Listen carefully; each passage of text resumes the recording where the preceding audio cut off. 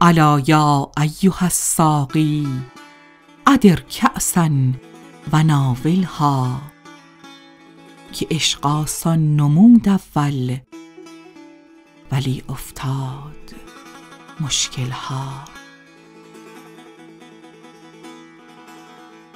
به بوی نافه‌ای کآخر صبا زان طره بگشاید، ز تاب جعد مشکینش چه خون افتاد در دلها.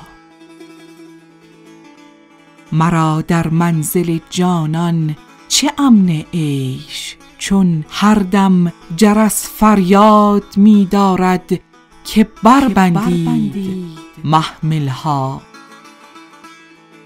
به می سجاده رنگین کن گرت پیر مغان گوید، که سالک بی خبر نبود ز راه و رسم منزلها.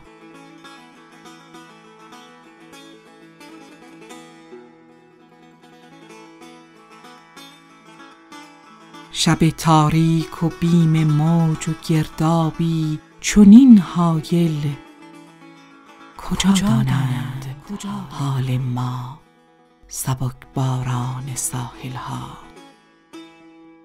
همه کارم ز خودکامی به بدنامی کشید آخر، نهان کی ماند آن رازی کزو سازند محفلها. حضوری گر همی خواهی ازو غایب مشو حافظ، متی ما تلق من تهدأ الدنیا و اهملها.